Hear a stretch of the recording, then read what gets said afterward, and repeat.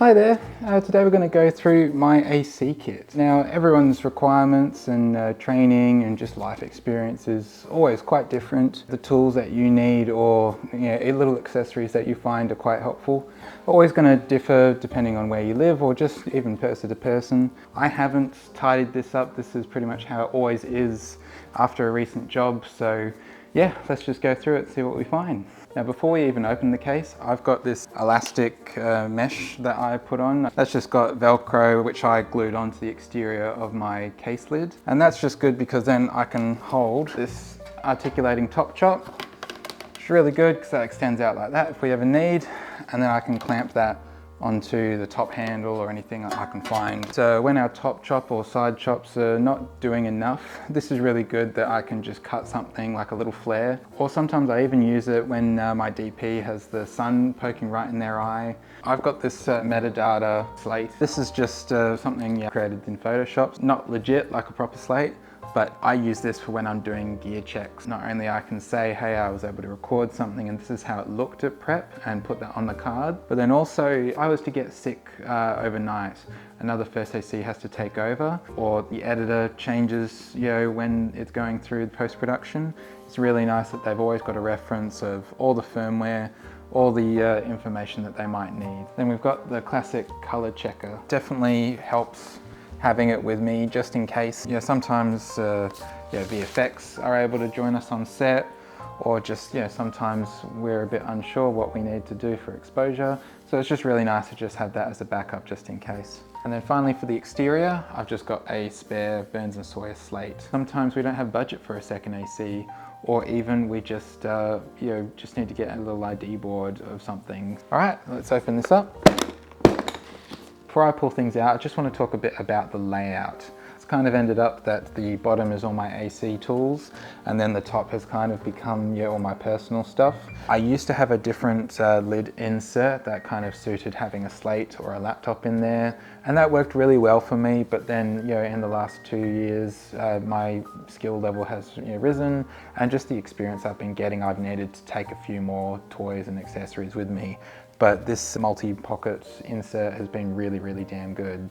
Major benefit of this lid insert is obviously that it's transparent, so I can see what is inside each pocket. But also there's Velcro on each of the tabs, which is really great in case you need to put little labels, or you don't want to lose your camera pouches as well. On the inside of the lid, I've got all my filter tags here. So my NDs, my diopters, I've got my glimmer glass, and then just a few custom ones here that I made. And that's just really good if the rental house doesn't have tags associated with their filters when we pick them up. I can add mine, or if mine look a little bit prettier, then we'll use those instead. Now this first pouch is pretty much just personal stuff. So first up is a bunch of walkie-woogies. So these are kind of headset earpieces. These are damn cool because you can just have a bit of fun on set. Rather than being the boring transparent one, you can have a bit of color, which is just quite nice. Got a bunch of little different earpieces. These are really good that when you've got your earpieces, they usually come with in-ear earbuds. Really silences what you can hear out of one side of your head. They are so damn helpful because not only can you hear out of your earpiece whilst also receiving information through the walkie-talkie, but also they are super duper comfortable to the point that you keep thinking, do I have my radio in, because it's so nice. Then in addition to the radio topic, I've got a bunch more for different connections. So over ear, which is all right, but not very loud. This is usually the connector that we have. It's like a bunch of gold pins. This is what we would connect our walkie-woogie to with a little twist, but I've broken mine, so we're not going to use that. I've got these two little random straps. These are damn good for sunglasses. I come from working on a coastal city. There was a lot of times we'd be working on a boat or by the ocean. Sunglasses are precious, and particularly when you find a good pair, you don't want to lose them. But being a film crew, we constantly go in and outdoors, and then being in the camera department, sometimes we have to look at a monitor or through an EVF. But other times it is really damn hot and bright, particularly in Australia. So as much as I don't think it looks fashionable, I've really come to like having these in my kit because I can always have my sunglasses on my person rather than dropping them on my trolley and forgetting where they went, or just sometimes breaking them. So we've got the ever important head torch. These things are a lifesaver because you never know where you will be working and what hour of the day or night you'll be working. And sometimes, either due to budget or just the size of your set, there may not be enough staff, equipment, or just budget to light everywhere. And that can be not only just annoying, but really a big point of it is safety. If you can't afford anything, get a head torch. The benefit of the one I've got is that not only it can do bright white light, but also it can do red light, which is really good that it's not only less of a strain on your eyes because it's not so intense. Some head torches now are USB chargeable, which I think is really damn cool. However, sometimes we work for hours and batteries sometimes don't last that long. And my worry would be that the battery runs out and I need to charge it, but I need to be using it as well. So for me, I've got 4 rechargeable AAA batteries in here, and then I've also got a bunch more in my kit. I've got these little belt buckle things. So this first one is for your tape measure. It's just very flat, super thin. Reason for it is rather than ripping up the edge of your pockets or your belt with the hard clip of your tape measure, this just creates a hard part of your belt or your pocket that your tape measure can click onto. And then this one is a Spider Pro quick release belt attachment. And I've got a spare ball point here if I ever need, but I've got one of these on my Teradek RT Control 3 hand unit.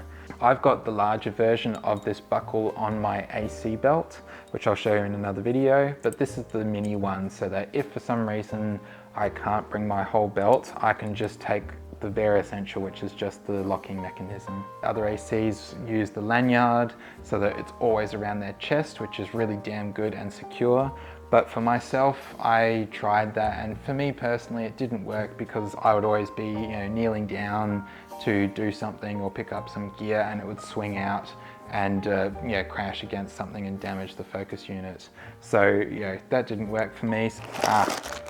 The ever valuable bongo tie. These things are a lifesaver, as I'm sure a lot of film crew can attest to around the world. If you don't know, bongo ties are just an elastic band with a little, essentially, peg in the middle. Sometimes you don't have zip ties with you, or zip ties are not the most appropriate solution. Tape does a great treat, but sometimes that's not always the best either. And sometimes it's a car rig where you need to hold things securely without them falling off from vibrations. Bongo ties are what will get you through a lot of grief. Over time you will lose them as you do jobs, but I'm yet to replenish one bag that I bought 2 years ago. Moving up the top here, we've got all my personal medications and so on. This is always just a backup. Usually there's a nurse or a first aid kit, but film crew work in all manner of conditions, both rain, by the river, sometimes we're working in a wheat field, and you never know what the environment will hold until you get there. So I've just got a few things here that makes me feel reassured that regardless of the budget or the size of the job, I know I'm covered for a few basic things. Got some hay fever tablets, vitamin C powder, more hay fever tablets. We've also got some eye drops. These absolutely saved the day when I was a second AC a few years ago. That my first AC was obviously trying to watch the set whilst they were focus pulling, and it was a dust storm because we were in the middle of the Australian desert, and I had these within a metre of where he was, and it saved the day rather than the nurse having to walk all the way across set, and that is what got me another film. Paracetamol for headaches, more hay fever tablets. This thing's pretty damn cool, and not everyone's going to have one of these. This was something from a Christmas cracker years ago, and it's just a little fan that folds up. And you might think, why the hell do you have that in your AC kit? But it's so damn good because here in Australia it gets really hot, and it's lovely to just keep yourself a little bit cool. But then there's also the moment that it's happened a lot for me, that the talent that we're filming is really struggling.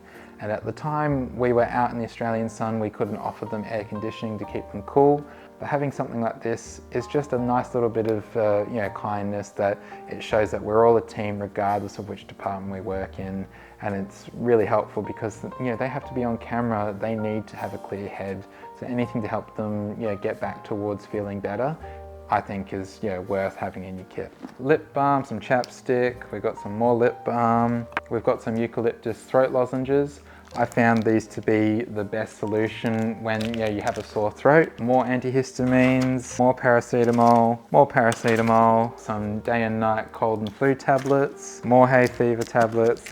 So as you can tell, I'm extremely prepared, and it's really good that when we don't have a nurse, I can take care of myself or my crew, which is not required, it's not a part of my job, but I feel it's a kindness. It's lovely that, when we're away from our loved ones, we're working remotely in very tough conditions sometimes. We're putting a lot of ourselves on the line to get the job done, whether it's for yourself or your team or just the whole set. Any little bit I feel that you can do to take care of each other is worth it. As a camera assistant, my skills and expertise focus on cameras, so I can help film something, but I'm not well versed in post-production stuff. Now that I've gotten into doing tutorials for YouTube, I've had to relearn things to try and make my videos look their best.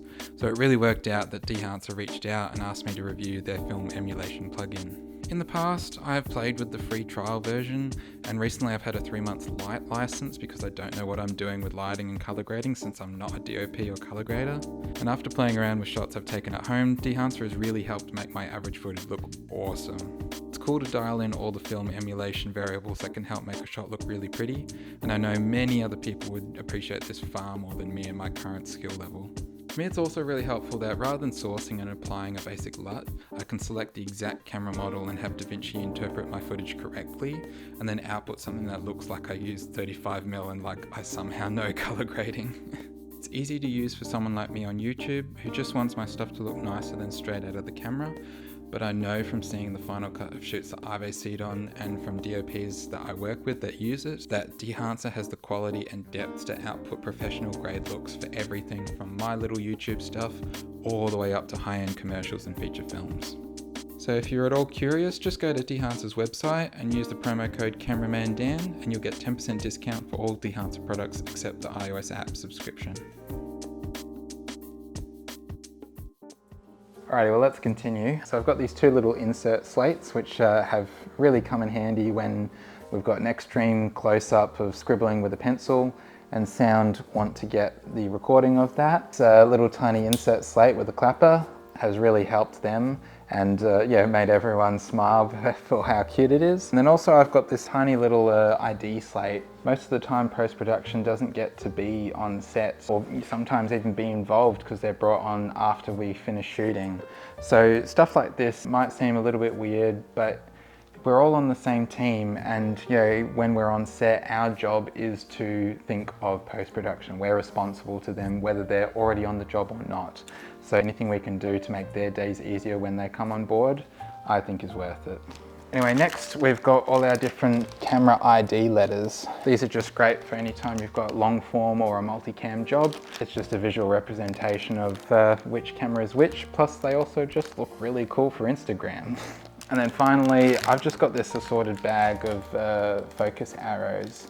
These are really good that if you've got any blank rings for your follow focus, you can put some soft Velcro on that blank ring and use these marks as tangible physical marks. It really does help when you can feel where a bit of tape or a physical hard mark is. So they've come in handy a couple times. Now we're kind of approaching the pouches that have a little bit of everything.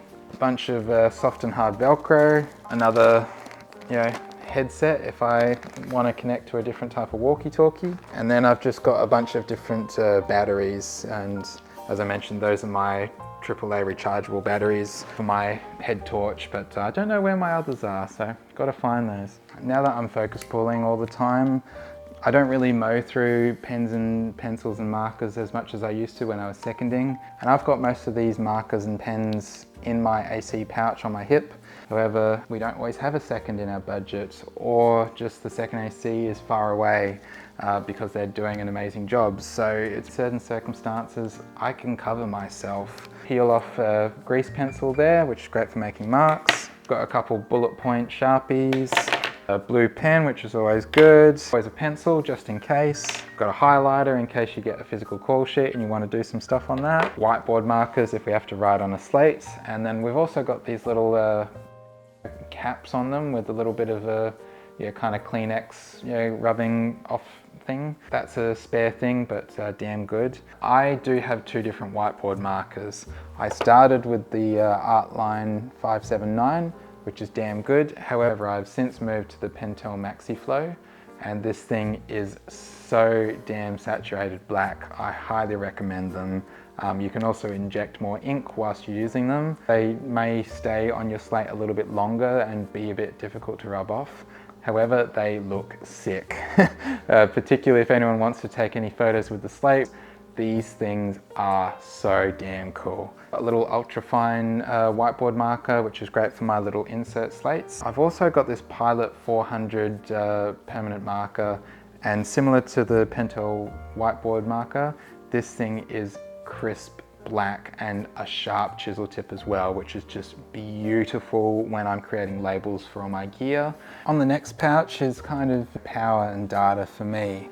So I've got a USB-C and lightning cable just in case I need to charge someone's phone or a device that we're using. Got a little 10,000 milliamp power bank, which has got two USB-A ports as well as a USB-C. Just really good that if we ever need to be shooting and charging something, always good to have. Then I've got this little small case, a few micro SD adapters, got a small little USB if we need to load some LUTs. And then we've got the old classic SD card. I had a lot of moments where, can we just load that frame line onto a camera? Can we put those LUTs onto a monitor? And we don't have to keep the card or the USB in that device constantly, but we just need to move information across. And having the option to do so has really come in handy. Another color checker. Now this one's a nice little travel one. So you've got all your basic information there. Also, we've got another little grey card and a focus star there if we need. Not really perfect for when we're doing a nice wide shot, but it's better than nothing. And then our final pouch, some cable management, coil stuff. This is really good that rather than tying all your cables together, this is just what you would use on the back of your computer just to manage your cables. And you can just fold all the cables into this little sleeve, and then if you ever need to pull out any cables because they're not working, like an SDI cable that's stopped, you can easily pull it out but still maintain nice organization with your cables. Two in-ear and then just a solo single ear.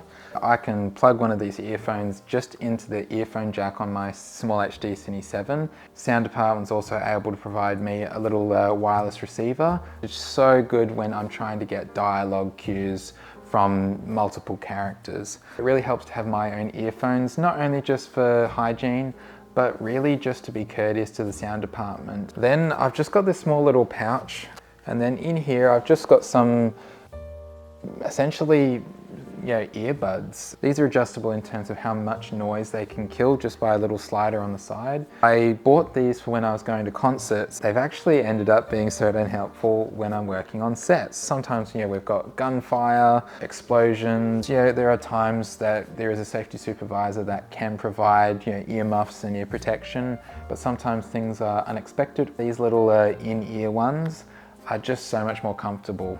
Then I've got a backup Ken Air nozzle, just in case I break one. I end up bending or breaking these nozzles, so it really helps to have a spare just in case. Just got some more Velcro, got some more cable management cord, and then I've just got a bunch of silica gel packets. The reason I have these in my kit is not to reduce moisture in my case, it's actually because I've had a lot of moments where I've been assisting for an underwater cinematographer, and we need to do everything in our power to reduce moisture buildup inside a tight and very hot camera housing.